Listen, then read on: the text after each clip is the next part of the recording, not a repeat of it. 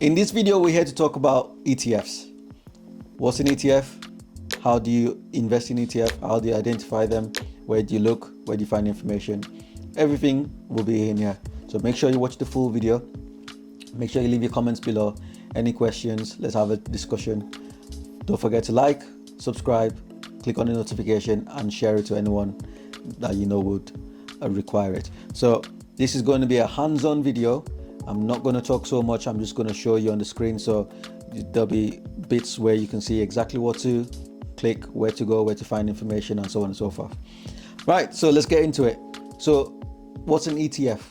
An ETF, which stands for Exchange Traded Fund, is a type of fund.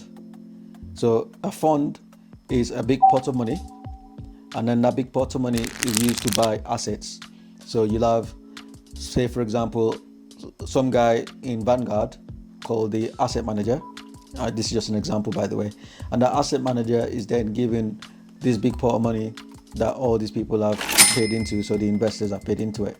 He'll then say, right, from this pot of money, I'm going to buy, for example, shares of Amazon, Nvidia, Microsoft, and so on and so forth. He'll then put them all into one wrapper, and that big bundle there is the ETF. So simply by buying the one stock from that ETF, you now own bits of all the companies inside of it. So instead of buying just the one stock, you're buying a number of stocks wrapped up together or bundled together.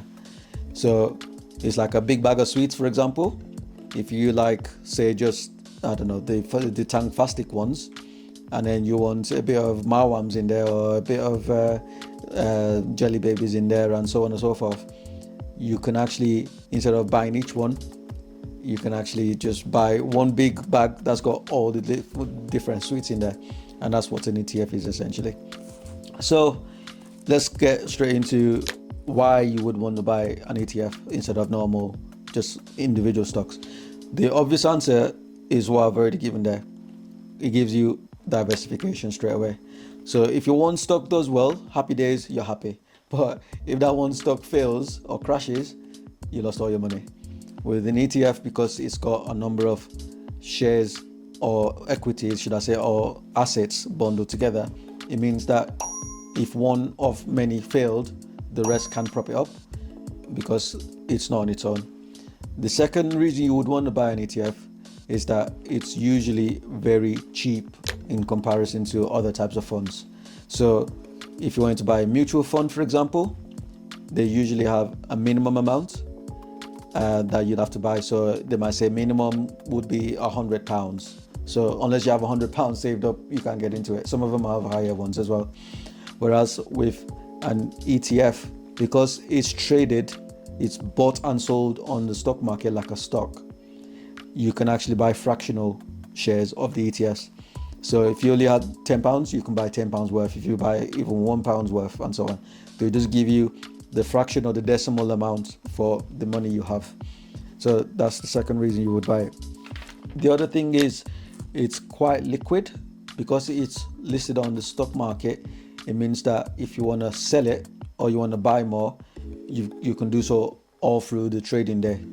Unlike mutual funds where there's only certain times you can buy and sell those. So a mutual fund will probably be 10 o'clock in the morning or 4 o'clock in the evening. So whatever happens in between, tough. You have to wait till those two times or that one time. Whereas with ETFs, they're moving up and down just like normal stocks. It means that if the market is really high and you want to take advantage, you can sell your ETFs and get the money out. If it's really low and you want to buy more, you can take advantage and buy more and reduce your average price. So good advantage there. Also, they're quite transparent. So most ETFs will tell you all the stocks or all the assets that they're invested in them. So you can click on it and it'll show you, right, this one's got 50 assets in, and this is a list of them. So you see Microsoft, Nvidia, all the different assets that it's invested in listed in there. Another reason would be you can take advantage of different trends or themes. So if you're one looking for, say for example, something that's socially responsible, so the the ETF can be bundled in such a way that only companies that prioritize that kind of scheme or that theme would be in that ETF. Or if you're looking for something that's chasing a particular sector, so say for example you're looking for something that tracks semiconductors or AI or I don't know, bonds, it's also good for that. So there are so many advantages of an ETF compared to other types of funds like mutual funds, and also against an individual stock. Now, just like normal stocks, the two main ways of making money from ETFs are to either buy it at a low price and wait for the price to go up and sell all of it, then you make, or parts of it, you make the profit from the difference in price. So you paid £10, it's now £20, you've doubled your money, you sell it, you make that profit. Or you can also buy ETFs that invest in stocks or bonds or assets that pay dividends, and then you get money from those dividends. So those are the two main ways of making it. So just before we dive into the screen where I actually show you real examples and we'll show you real things, there's a few things that you need to bear in mind. So the first thing is the different fund managers. So you'll hear names like Vanguard or iShares or BlackRock or wherever. VanEck. So these are the people who have collected the money together and then created this fund, this big basket that they then dip into and get the money out to invest into all these different assets. Secondly, ETFs can bundle different things together. So some of them will have all stocks in them, they're called equity, or all real estate, or all bonds, or all commodities. Some of them can have a mix.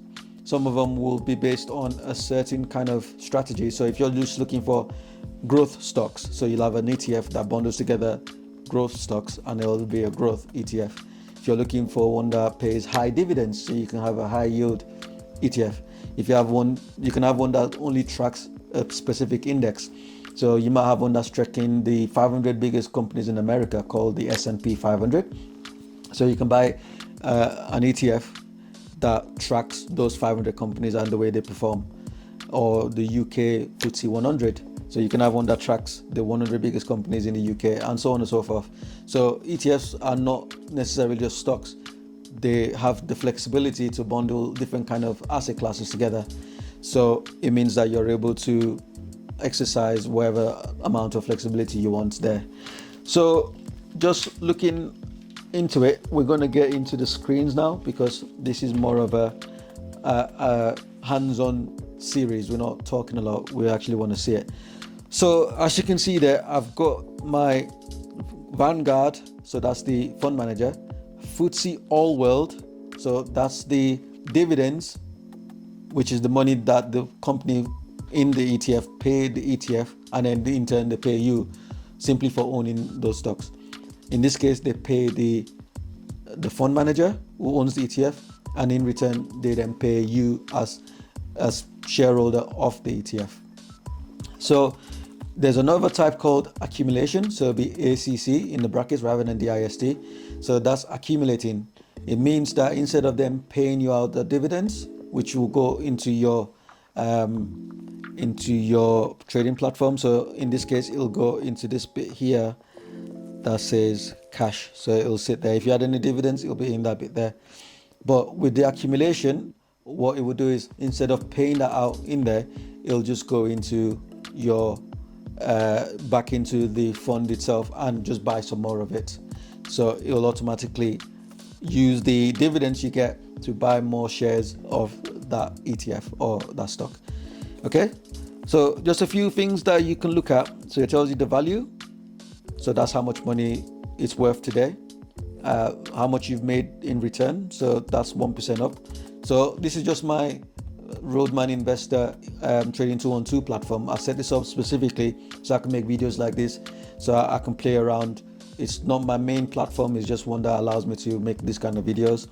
And then you can see the number of shares. So back in the day, if you wanted to buy a share of an ETF or a share of a stock, you would have to have the full amount. So in this case, you'll have to have £55 and 51 pence. But because we now have something called fractional shares, it means, or decimal shares, it means that if you only have £1, you can get £1 worth of shares, and that'll be that. And that average price, that's the average price I've paid per share. So that's that line there. So if that line was, say, up here, anything above it, so this bit there would be my profits, anything below it would be my losses. So if my line was there, then I'll have a bigger section for profits. If it was high up there, then I'll be in the reds, which means that I'm not making money, I'm actually losing money. I hope that came out right. So that's what that's telling you there, the average price. So a few more things that are quite important to know. It shows you the volatility there, so that's quite a low volatile one. So the prices are not moving very quickly up and down. This is very important, the expense ratio. So the fund manager that I spoke to you about, they'll charge you for their services, for putting together the portfolio, for managing the portfolio, for making sure that they're buying the right stocks and sometimes removing the wrong ones and so on. So in this case, you can see the expense ratio there is 0.29%. So what that means is if you have £10,000 in this fund, this ETF, it will cost you £29 per year out of the £10,000. That's all that means. If you look at the dividend frequency, so this one pays you quarterly, so that's every 3 months, and the dividend yield. So the dividend yield is how much of that money invested will be your dividends. And don't forget, this is for the year, not just for the month or for the quarter. So that means that you wouldn't get 3.58% per quarter. You get 3.58 divided by 4, so a quarter of that per quarter. That's what it means. So that means if you have £100 invested, you get £3.58 for the whole year. I hope that makes sense. And you'll also look at there, it's got annualized performance. So you see 5 years on average, this has brought in 14.3%, 3 years 6.78%, 1 year 9.72%. So this is showing you how well the stock performed.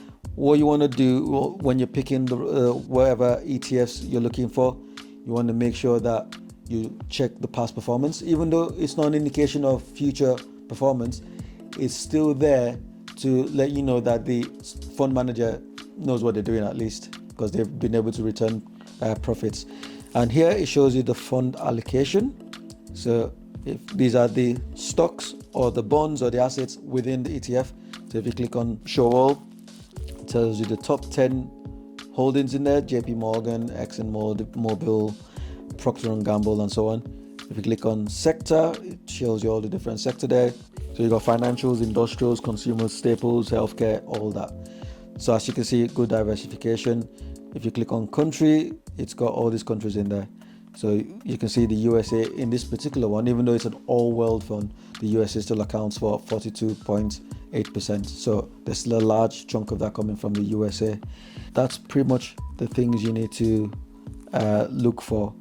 So in order to pick the right ETF for you, I normally use a website called Just ETF, and that allows you to do all sorts of things. So that's what the front page looks like. If you can click on the ETF screener there, and the ETF screener allows you to then break it down a little bit more. So for example, if you want to find the best and the worst ETFs, it lists them all in there. So these are all the best performing ones, and they're done in order of different categories. So you got equity there, so those are the stocks ETFs. You got the bonds ETFs, you got the sector ETFs. If you want to see some with the high dividends, so it gives you the top 50 dividend yield. So you can see that one is paying at 28.54%, if that's what you're looking for. If you want to see past performance, so best ETFs of 2024, that's the return of that particular one. But again, remember, just because you performed well in 2024 doesn't necessarily mean it's going to perform well in 2025 or 2026 and so on. And then if you want to find the actual one you're looking for, so for example, you selected, say, this one here. Let's see what's in there. It gives you a quick overview. It gives you the charts. and then you can look at the basics in there. So this is just to help you identify what to invest in. So if you're looking for, I don't know, something for the best performing ETF for stocks, so you sort there by equity, and then you click on that, and then you look at in there, it brings out what it is. So in this case I've gone for bonds, and then you look at the screener, okay, and then say for example this one is looking at the best performing for tech or defense. So it tells you what index it is, it tells you what it focuses on: equity, world, industrials, fund size. So that's how much money is in that pot of that pot. The expense ratio, so 0.5%. So for every £10,000, it's going to cost you £50. So replication, that means that they're either actually buying those shares of those companies within the fund, or they're using something called swaps, which is kind of more an advanced way of doing it, where they're manipulating numbers. The synthetic ones, they call the synthetic ones, again, a bit more complex. So it doesn't mean they're better or worse, it's just different. And as you can see, the structure is an ETF, risk strategy, long. So a lot of this you don't really need to worry about. It just tells you the currency, USD, the risk currency. So now, because we're in the UK, it means that we're going to be buying in pound sterling, but this particular fund is going to be in US dollars. So if it was hedged, that means that the fund will be pegged against the pound sterling, even though it's a US fund. But in this case, because it's unhedged, that means we're open to the movements in the difference between dollar and sterling. So if the UK currency goes up and the price of the US currency goes down, there'll be a movement there as a result, and vice versa. It tells you when the fund started. So as you can see, this is a fairly new one.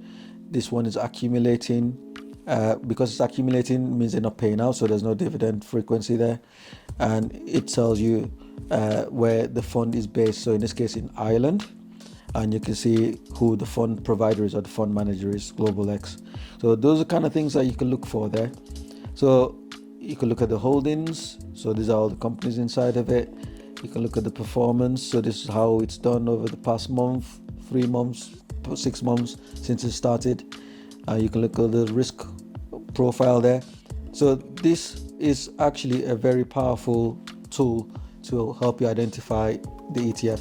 So when you found the ETF you want to go for, so what you simply have to do is you go back to overview. It tells you total expense ratio 0.50. So you see that there, the ticker symbol ARMG. So if you go back into your trading platform, obviously with this case I'm using Trading 212, so you just type in ARMG and then you search it and it comes up there. So all you do is click on that and then it shows you the ETF. So you have to make sure that it matches what you think it is, and it does. So you see the ISIN number, that's the unique number there. So that would also need to match up with that. So that would be in the key information document. So all you want to do if you want to invest in this, you simply click on buy. Okay, it'll ask you whether you want to put a market buy or a limit buy. You type in wherever you want to pay in there. So at the moment I haven't put any money in there, so it's going to be in red.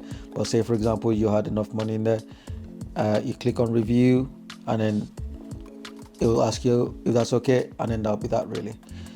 So once you've done that, you've successfully purchased one share of that ETF. So you're not buying the shares directly, you're buying a piece of that ETF that has those shares, and by proxy you now own little shares from all those companies. So instead of investing in just the one stock, you now have many stocks. So when the price of the ETF goes up, you make more money. If you decide to sell, you'll make that profit. That's one way of making money from an ETF. The other way you can make money is the dividends paid from the companies within the ETF to the fund manager, who then pays you the dividends as well. So that's how to actually invest in ETFs. I've not gone super deep into this because seriously, ETFs are so wide, there's so many different types, but this gives you a good starting point where you know what an ETF is, the structure, things to look out for, where to find the information, and so on and so forth. If you have any questions, if you want me to focus on any specific parts of it, make sure you drop a comment below, let me know. If you have anything you're not clear on, if you have any comments, make sure you put it all below. Let's have the conversation. Don't forget to like, don't forget to subscribe, click on the notification button, and keep supporting the channel. We're growing nicely. I hope it's helping you, and it's Roadman Investor, so catch you on the next video.